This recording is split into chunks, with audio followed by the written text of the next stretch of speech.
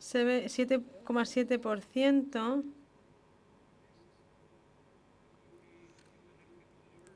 Está un poquito por debajo de lo que nos encontramos por algunos falsos negativos que encontramos durante la validación. Pero en otros países había más falsos negativos.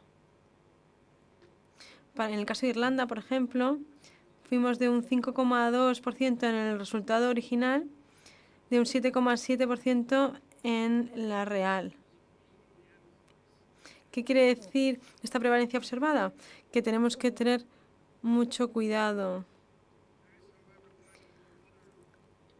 Hay otros datos en PPS que son más válidos quizá, como por ejemplo el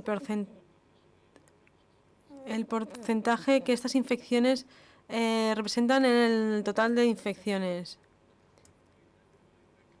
El porcentaje de infecciones gastrointestinales confirmadas o documentadas presentaba deficiencias.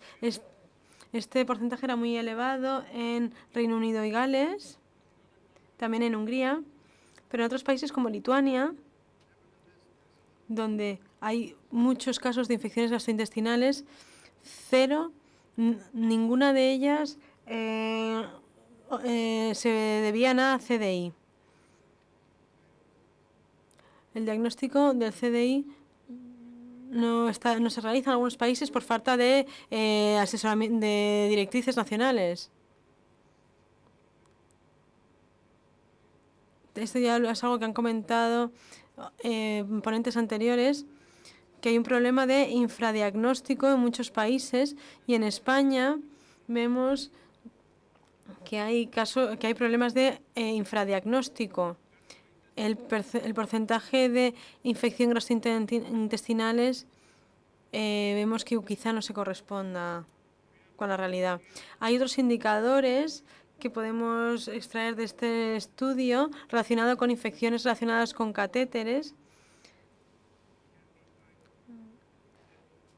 Puede ser un indicador de buena calidad. El porcentaje de infecciones con resultados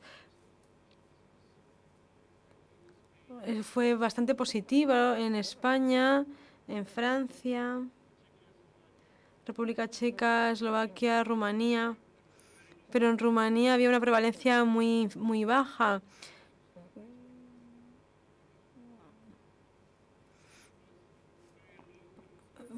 Fue muy bajo en Suecia y Dinamarca, perdón, en Noruega y Dinamarca. Pero como he mencionado, el número de hospitales ahí fueron muy pocos, también en Inglaterra. Podemos hacer una distribución, como verán en un informe que se publicará antes del verano, esperemos. Todos estos mapas con la distribución de los distintos microorganismos. Acinetobacter está muy localizado a nivel regional. España tiene problemas desde hace mucho tiempo con Acinetobacter y tiene mucha historia de lucha contra el Acinetobacter. En todos estos países, Portugal, Italia, España, la resistencia del Acinetobacter es muy elevada y esto explica la resistencia de la Unión Europea, porque los microorganismos proceden de esos países generalmente.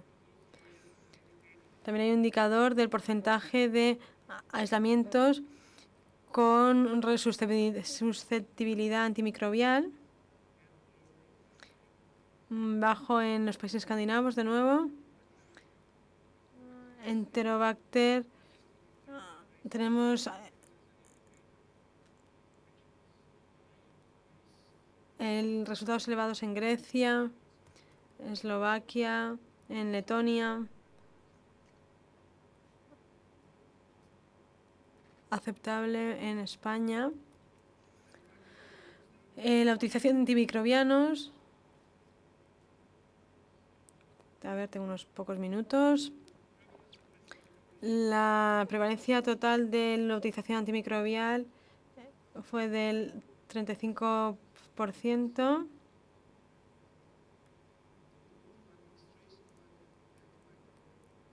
La administración de antimicrobianos es el indicador más común de tratamiento de infecciones comunitarias, seguidas por las infecciones de tratamiento hospitalario y la infección de tratamiento LTCF, digamos que son las indicaciones. Estas proporciones están un poco sobreestimadas, podríamos decir, porque hay más probabilidad de contraer profilaxis larga que corta, pero es difícil compararlo entre países. La prevalencia por país era inferior en Francia, Alemania, Hungría, eran los países más bajos, más elevada en Grecia y Rumanía. La validación también se hizo de la utilización de antimicrobianos y se hizo. Es menos difícil decir si hay antimicrobianos o que decidir si es una infección asociada a atención sanitaria, porque cuando hay un antimicrobiano lo hay. Así que tenemos aquí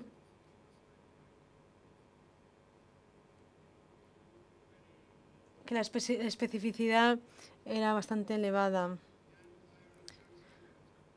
Una vez más elevada en hospitales de asistencia terciaria. Esta es la relación entre los casos reales o la prevalencia estimada. Entre la prevalencia estimada y observada hay cierta variación que se explica por la mezcla de casos graves.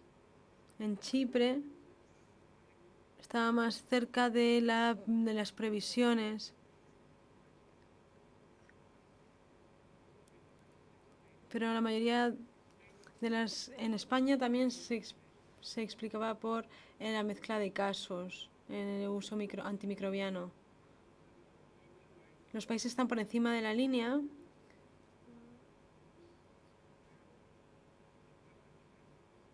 Tienen un mayor uso si lo comparamos con la mezcla de usos de media.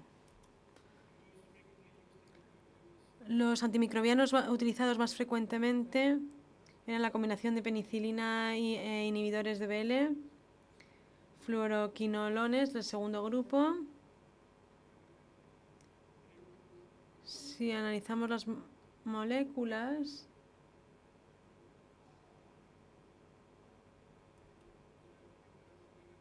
podéis ver las cantidades en la transparencia. También tratamiento oral de CDI.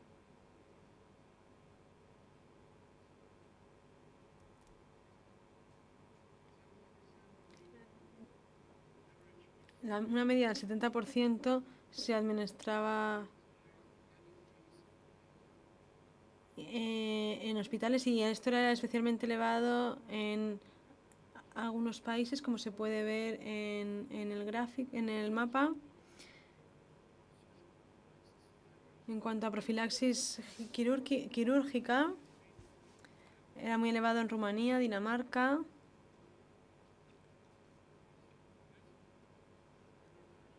Los mejores casos eran Reino Unido, Irlanda del Norte, en Escocia, en Suecia.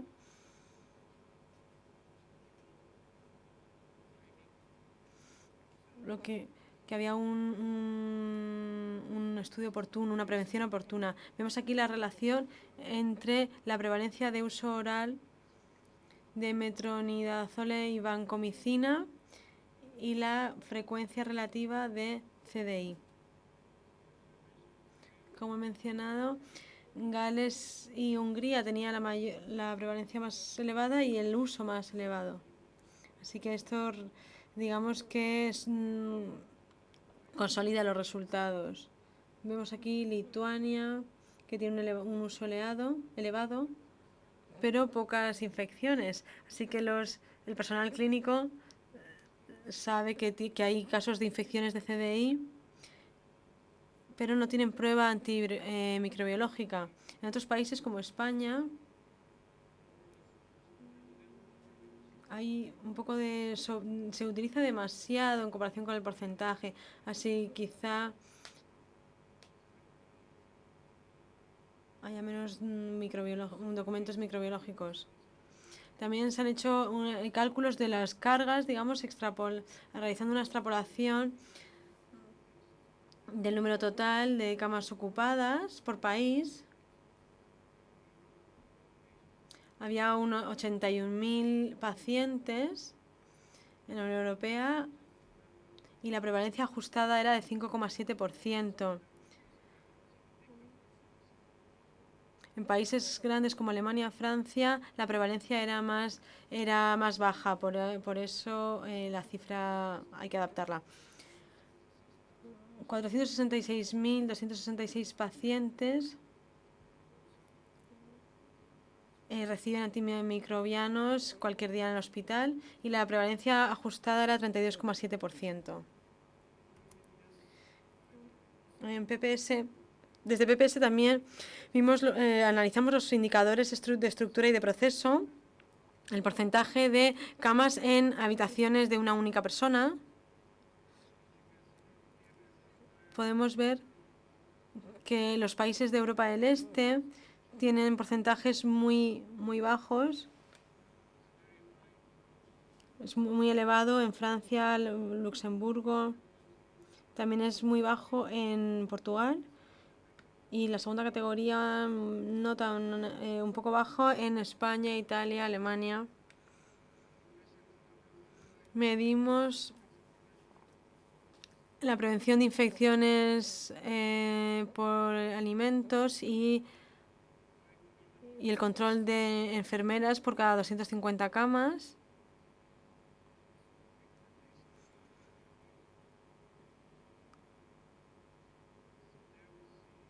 Ahí podemos ver a España, que está, digamos, en el grupo intermedio, y en los niveles más bajos vemos países de Europa del Este. También medimos el consumo de soluciones relacionadas con el alcohol y vimos que los niveles eran más elevados en los países escandinavos. Y algo que esperábamos, pero que se confirmaba con este estudio. Y vemos que Grecia también tiene valores elevados. Y tenemos que ver qué es lo que significa. Si que es que se entregan las soluciones con alcohol o si son los niveles de compra o de adquisición, ¿no? Habría que verlo.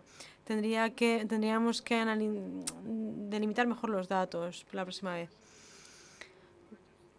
Este es el estudio más grande, sin duda, a nivel europeo de infecciones asociadas a atención sanitaria, con una representatividad de 25 sobre 33 estudios, 76%. Escocia y Reino Unido fueron objeto de un estudio diferente. 231.459 pacientes procedentes de 947 hospitales se incluyeron en el estudio. Los pacientes, 6% de los pacientes tenían una infección asociada a atención sanitaria, con una prevalencia ajustada de 5,7%.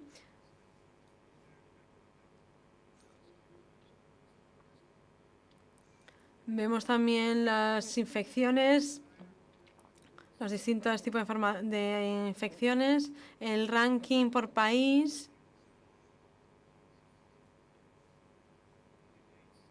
que valida, digamos, estos datos. Niveles elevados de gram negativos y de CDI son más elevados que en la revisión de estudios realizadas con anterioridad a 2008. 35% de los pacientes recibieron antimicrobianos y la prevalencia era bastante similar al PPS piloto.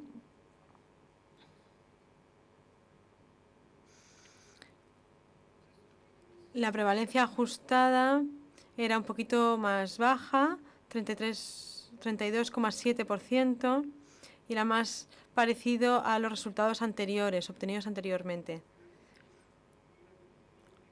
Hay muchas limitaciones en este estudio. Todo está aquí puesto como en una imagen, pero hay muchos aspectos importantes. La representatividad no es óptima en en la cuarta parte de los países.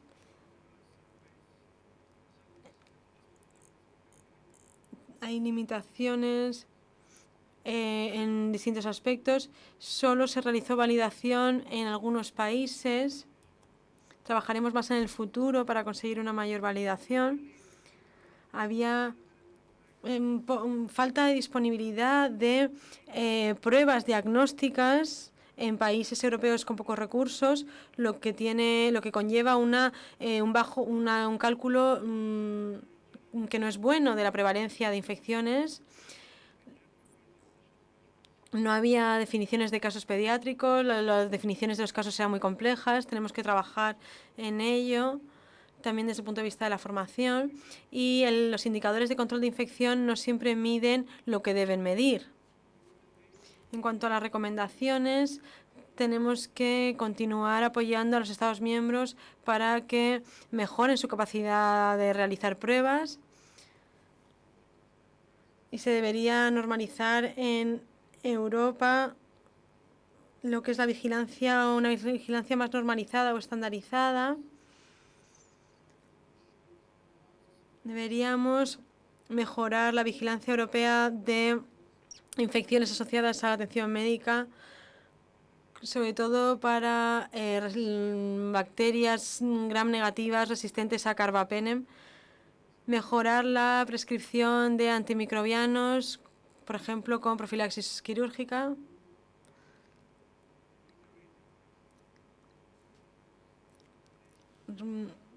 Siempre insistimos en la importancia de asegurar los números adecuados con personal especializado en el control de infecciones, incrementar la capacidad de aislamiento a la hora de construir hospitales.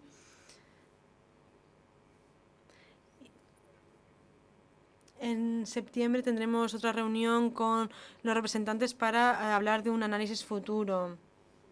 Como conclusión, realizamos el mayor estudio PPS en Europa y hemos hecho unos esfuerzos muy grandes también en cuanto a la formación y la consolidación de la vigilancia y de la capacitación en en infecciones asociadas a la atención sanitaria. La recomendación es repetir un estudio piloto en cada país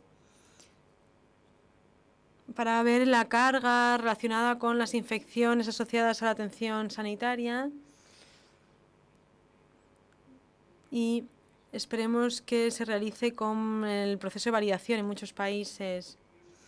Tengo que agradecer el trabajo de muchas personas que han participado en otros proyectos anteriores, gente de CDC, a los expertos de los Estados miembros que han participado en la creación del protocolo y personal de los hospitales que han hecho una labor maravillosa durante estas distintas fases de trabajo. Muchísimas gracias por su atención.